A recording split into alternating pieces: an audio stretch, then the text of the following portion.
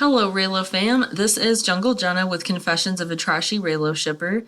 And in today's video, I'm going to be responding to a question that was posed in the comment section of my last video. Madame Hummingbird asked what my projections are for episode 8 in terms of Rey and Kylo Ren's next meeting with each other, especially under the circumstances of their last meeting in The Force Awakens, where Rey and Kylo Ren are not exactly on the best footing with each other. Kylo Ren's not even really on his feet because Rey kicked him over like the tough cookie she is. So yeah, anyway, moving on. I have been really excited to make this video because I've been thinking about this particular question myself for, pretty much the last year, ever since I saw The Force Awakens for the first time. So yeah. And before I delve into, answering the question, I just want to say thank you to everyone who has watched, liked, subscribed, and commented on any of my videos.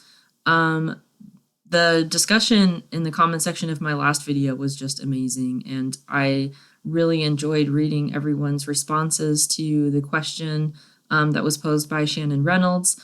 And so, there were a few other questions that I did get on my last video, and I will be answering those questions in subsequent videos.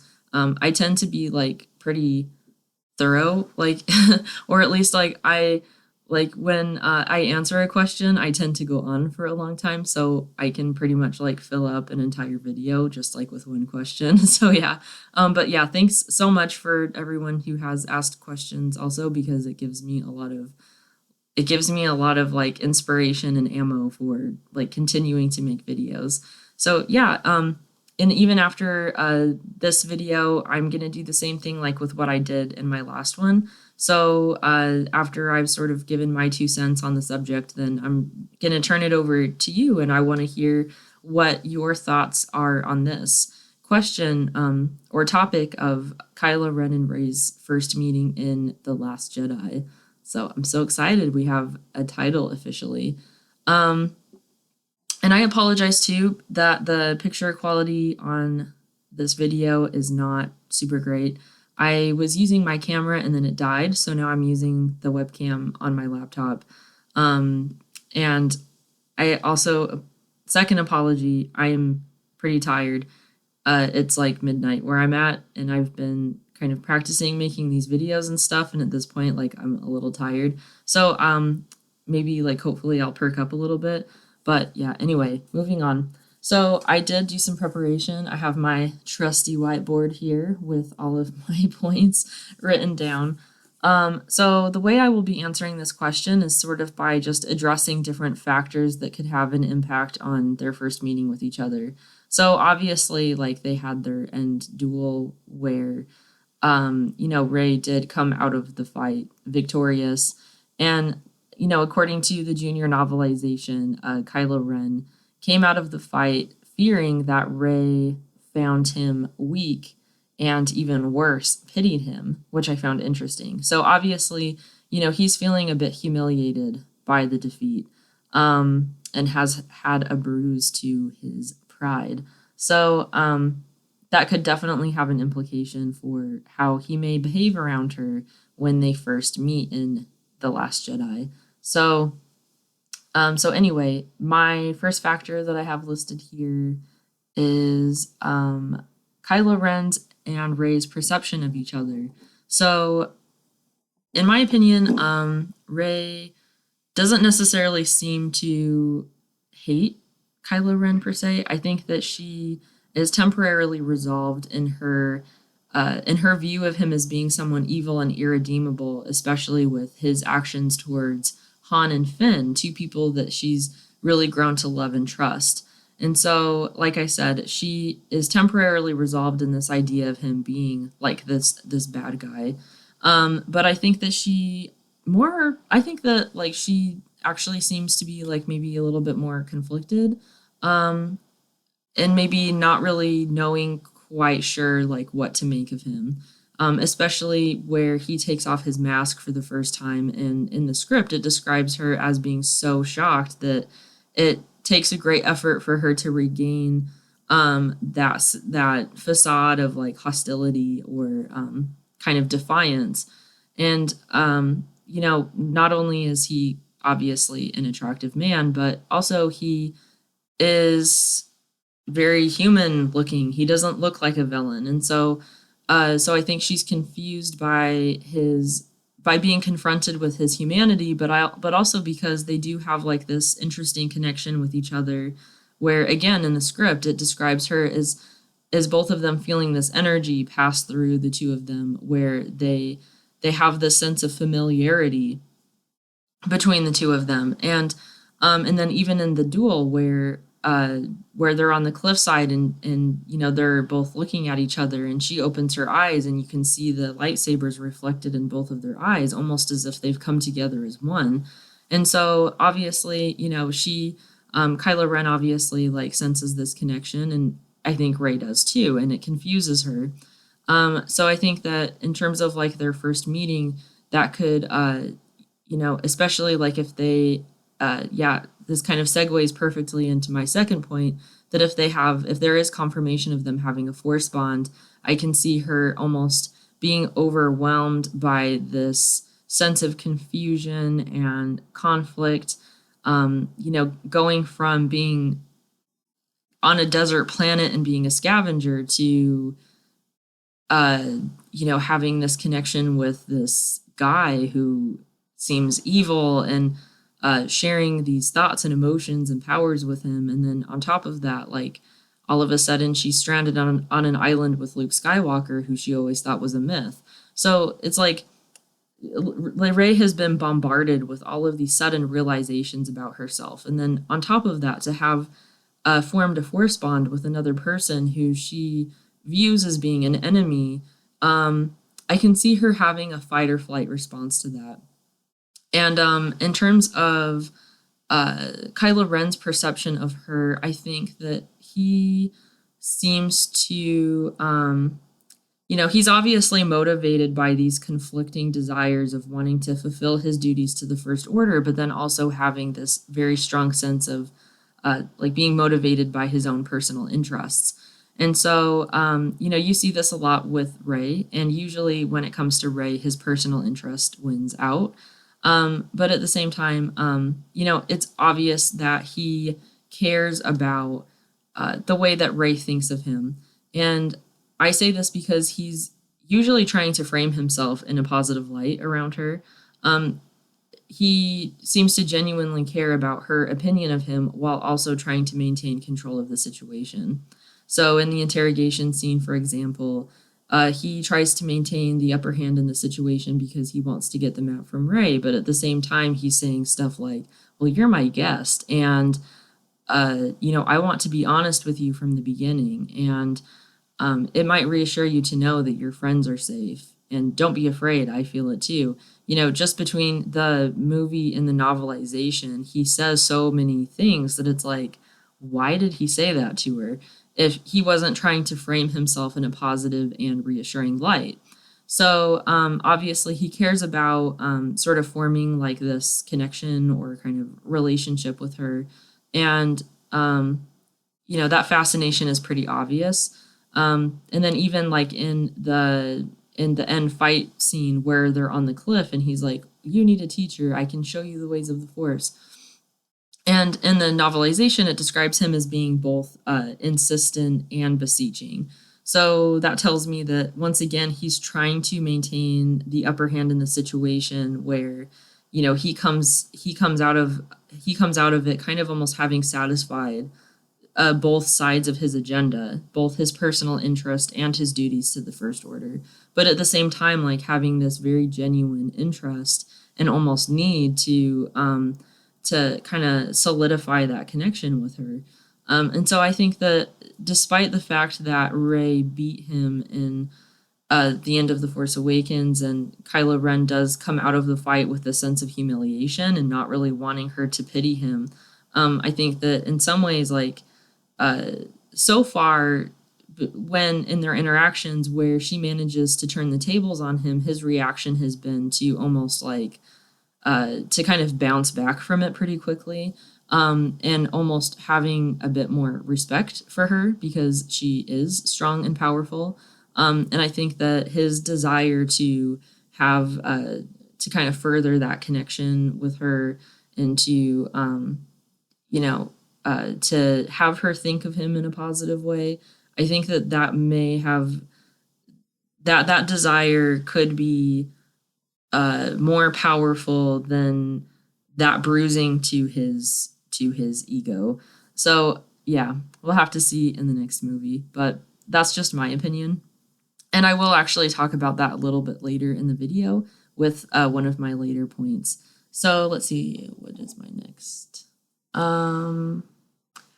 So yeah, okay, so I'm going to go into a little bit more depth about the force bond. So obviously, over this past year, us Reylo people have been discussing the possibility of a force bond, and it seems like the longer time goes on, there's more evidence that supports the existence of one. And so I think that a lot could depend on how a force bond would be handled in the next movie. So with a force bond, is it going to be super strong right off the bat where they have kind of this ability to share thoughts and emotions and transfer power from great distances, or is it something that will strengthen throughout the course of their interactions with each other? So depending on like the way that the force bond is handled, that could have an effect on their first meeting with each other. But actually, I think the force bond could really add a lot of interest and intensity and drama to their first meeting, because you have two people who are able to communicate with each other despite the fact that they're not really face to face. So far, the interactions between Rey and Kylo Ren have been very, very intense, and consider the fact that really they only have 3 scenes with each other in The Force Awakens, and yet they come out of the movie having made this very strong statement about their dynamic. And so, in some ways, like in order to keep the ball rolling with that level of intensity, having something like the force bond where they almost can kind of feel each other, or there is this transfer of power, or they're sort of aware of each other's presence, and that tension continues to mount until their eventual face-to-face meeting with each other. It may be even really exciting if, Kylo Ren is traveling to Ahch-To in order to search for both her and Luke, and Rey is almost able to sense him coming, and that causes this feeling of distress and anxiety in her, where that may cause her to act in sort of a reckless way.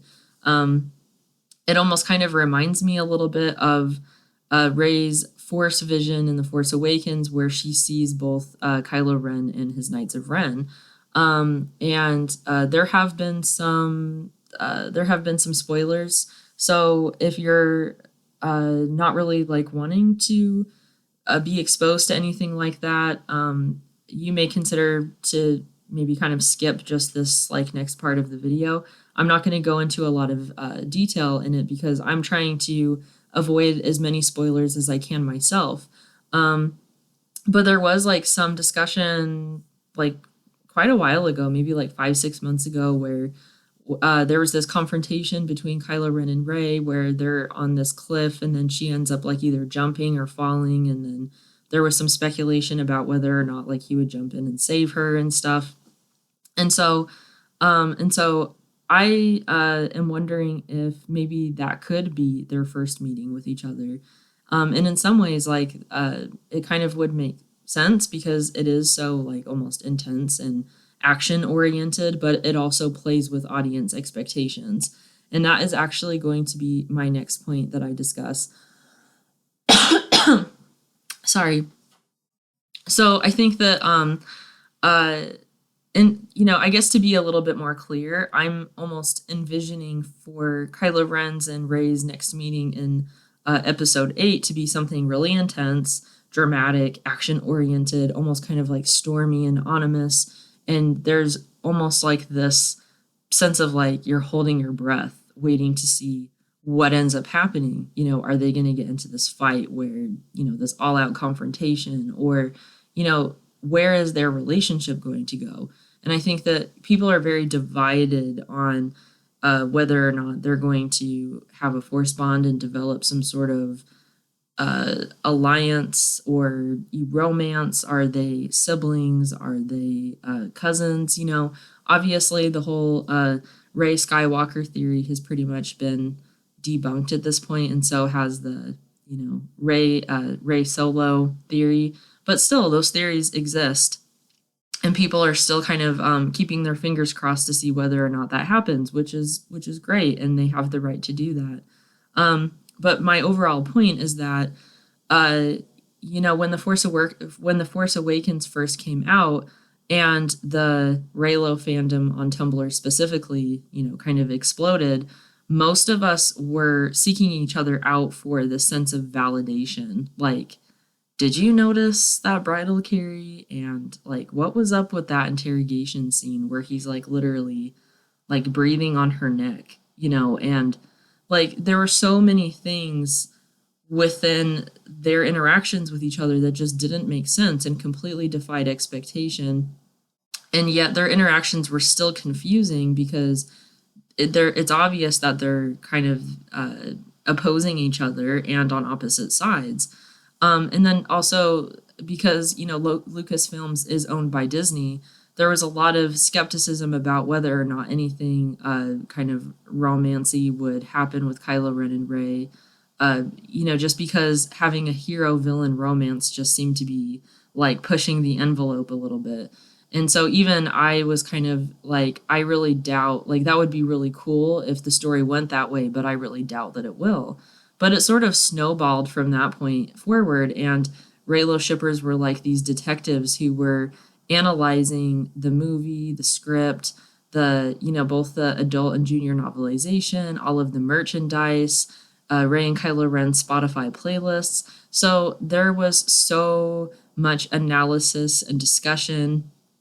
And, people were very involved with each other in sharing that information.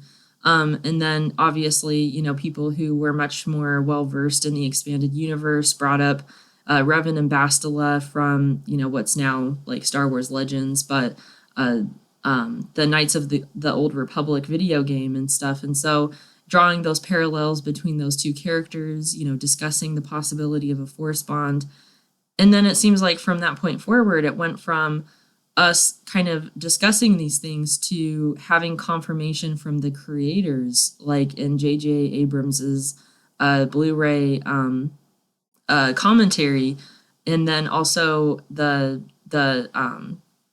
Star Wars Europe celebration. I'm sorry, I'm like completely blanking on the name right now. But over the summer, they had that big celebration kind of expo thing in Europe where a lot of the artwork that the judges selected were all of like these Reylo fan art looking pictures and stuff. And so, I mean, it was like all of a sudden we were getting this validation from the creators themselves that we weren't just that this wasn't just a crack ship, that there was actually a lot of credibility to everything that we were discussing. And so like a year later, here we are, and we've gone from being very skeptical and really believing that Reylo would never happen to almost being like 99.9% sure that that's where the story is headed. I'm pretty much 100% sure at this point. So, but where we're in the Reylo fandom, we're very kind of like well versed in analyzing the material from that point of view. So, but you have other people who are Rey Skywalker theorists, or who ship, they belong to different ships, or they have different expectations from what they would like to see from episode 8. And then you also just have casual fans who really aren't analyzing the movie frame by frame, and they're not delving super deep into the universe. Kind of like super hardcore fans are, who are just like completely obsessed. So like myself. But, you know, and then even just like aside from Star Wars fans, you have people who aren't necessarily fans per se, but they're going to go see the movie anyway because they're just curious to see what happens, and they're more just like casual moviegoers. Um you know, but that being said, you know, you know, Reylo itself is pretty is presented in The Force Awakens as being pretty subtle. And so I can imagine like with their first interaction in episode 8 kind of playing with those audience expectations and creating a lot of mystery, or sort of like you know, kind of taking it from where it ended in The Force Awakens, where it was almost like this antagonistic relationship, to kind of expanding on that antagonism, but then somehow taking a situation and spinning it in a way where you see this whole other world of possibility to their relationship. So I think that if you did have something really intense and action packed, but then almost having that turn into like this opportunity for Kylo Ren to almost do something kind of heroic or noble, or uh, making a decision that will create a lot of conflict with his ties to the First Order. You know, I can see that being a kind of really satisfying, that level of intensity, but also kind of segueing pretty nicely into like expanding on sort of this new frontier for how their relationship will continue to expand throughout episode 8, if that makes sense. Um, so I can kind of see like audience expectations being a really big part of the way that their relationship is presented in episode 8, and kind of like the leading up to their meeting. Um, so kind of like moving on to my other points. Okay, so I think that the context of The Last Jedi itself will could have you know, could kind of have some implications. So for example, you know, like I said earlier, what is Luke's relationship with Rey? What is it with Kylo Ren? How will they interact with each other? Um, so since Starkiller Base has been destroyed, what's happening with the First Order? What's happening with the Resistance? What is Kylo Ren's relationship like with Snoke? What are the repercussions of Han's death, and how is Kylo Ren dealing with that? Is he darker, or is he just increasingly more conflicted? Um, let's see. What about the Knights of Ren? What kind of role are they going to play in The Last Jedi? Are they going to accompany Kylo Ren to Ahch-To? What about Benicio del Toro? Who is he? Who is he playing? Is he playing someone affiliated with either the light or the dark side? If he's on the dark side, is he someone that is kind of like Snoke's henchman, who kind of goes to keep an eye on Kylo Ren while he's away from sort of the you know, kind of the watchful eye of the First Order? Or is he one of the Knights of Ren? So, like I said, it's like it's almost kind of like these little bunnies that just keep popping up everywhere, that you have all of these possibilities for you know, like the context of The Last Jedi and how that could influence their first meeting. Um, and then also, I was going to, this sort of ties into, like, my last point kind of ties into my first one, especially with, more so with Kylo Ren's perception of Rey and his desire to make a good impression on her, or to frame himself in a way where she has a good opinion of him. So I think that even though he obviously like has this fascination and seems to kind of genuinely care about what she thinks of him, and even from the novelization, we know that he has compassion for her. But at the same time, does almost like he almost has like this Han Solo type cockiness to him, where that borders on arrogance, where he is a little bit presumptuous, especially with his lines like, I can take whatever I want, and you need a teacher. I can show you the ways of the Force. So these are very like almost presumptuous comments to make, where he does sort of fall into this category of in other Reylo discussions, I've seen this trope come up pretty often, and it's the pride before the fall, which is pretty self-explanatory. You have a character who, through a series of events, he goes from being pretty high on himself to not so much.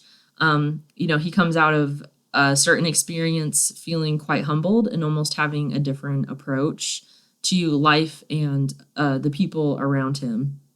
So I think that this applies pretty strongly to Kylo Ren, especially where we see him at the beginning of The Force Awakens. He's like this very like menacing dude who is deconstructed throughout the rest of the movie, and then our last image of him, he's broken and bleeding and lying sort of defenseless and lonely on the snow on Starkiller Base. So obviously, like, we have this character who definitely falls from this position of, I even think of like in the interrogation scene when he first takes his mask off and he's almost like so like well put together and very well presented. And then when we see him at the end, his hair is like a total mess and, his face is cut up and, he's sweaty and stuff. So he's kind of a mess compared to how he was when we first saw him, where he was kind of like very well made up and stuff. And so, where Kylo Ren does care, like I said, he cares about what Rey thinks of him, and where he's found himself in a position, like a more humble position, where he seems to have a bit more respect for like Rey's power and her capabilities. I can see him having a more maybe a more diplomatic approach to her, or trying to appeal to her in a different way.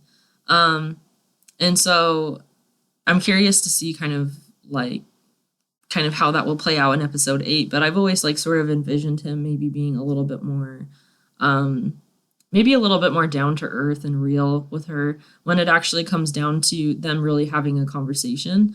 Like I said, there's been some other kind of spoilers where Rey and Kylo Ren are having a conversation or some sort of argument that Luke doesn't like, and so Luke starts blowing up huts and whatever. And I can't remember if they're like supposed to be inside Luke's hut or just around like the general vicinity of other huts. But when I first heard this rumor, the kind of the spoiler, I was thinking like, okay, so how do Kylo Ren go from like almost, kind of having this duel in the forest and to sitting in a hut and having a conversation? That seems like so intimate and kind of like cordial or whatever. It's like, so I was kind of wondering like how they kind of went from point A to point B. So I can kind of see, so like I said, I can kind of see that almost like gearing more towards like Kylo Ren actually trying to have a conversation with her and maybe like really explaining more of his side and kind of garnering that understanding so that she may be more likely to see his point of view, because he does consider himself to be rightful in his actions, or at least like justified. But aside from that, like those are the factors that I see being involved in kind of in their initial interactions for episode 8. But I'm really curious to see what everybody else thinks. How do you see their first interaction going? It would be like amazing if, this is just like the fangirl in me speaking, but it would be amazing if Kylo Ren and Rey meet for the first time on the island, and then Kylo Ren's like, reunited and it feels so good. And then Rey's just like, WTF? Like, I don't even know you. So yeah, just go away. But yeah, anyway, okay, I'm getting loopy because it's past midnight and I need to go to bed. So thank you so much for watching my video. And like I said, share your comments down below. And if you have any questions for me, feel free to ask them. Like, subscribe, all that good stuff. Thank you so much for watching. Bye.